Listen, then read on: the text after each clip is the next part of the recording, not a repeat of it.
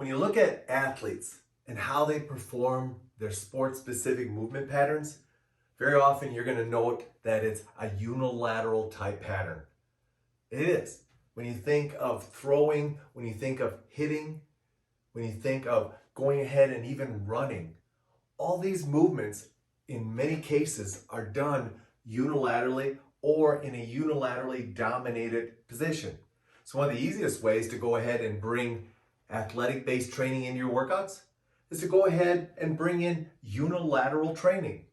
Now, unilateral training is going to go ahead and do several things. Number one, when I go ahead and load the system unilaterally, it's going to create an offset load, which you know from past discussions is going to go ahead and engage my trunk in a unilateral type pattern as well.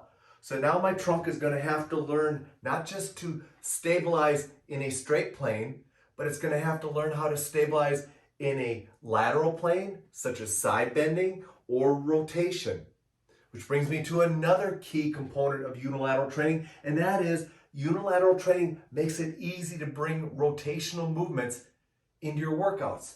So if I grab this band and I unilaterally load, it's very easy for me to go ahead, change my hip position and base of support to go ahead and bring rotation into my workouts. Why do I want to bring rotation into my workouts?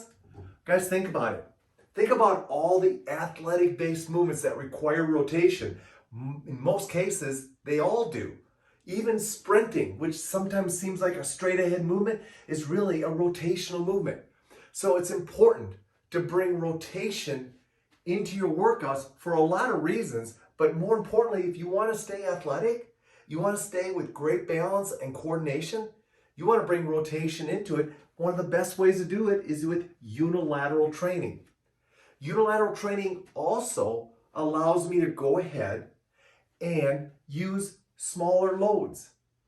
So as an older person, I don't have to bring in those big loads, but I can still work athletically with smaller loads. I'm not going to load the body as aggressively if I'm training with one arm or one leg at a time. So it becomes a much safer movement, which is another reason why unilateral training is a great way to go ahead and bring in athletic-based movements into your workout, and they're safe. Lastly, it's going to go ahead and simulate walking. Yeah, what I'm going to do is I'm going to go ahead, anytime I do a unilateral movement, I'm most likely going to go ahead and do a split stance or maybe a parallel stance if I'm doing an upper body movement. But if I'm doing a lower body movement, again, it's going to go ahead and simulate walking.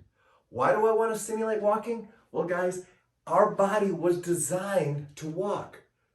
And so as a result of that, we're using the exact blueprint and patterning that our body was designed around.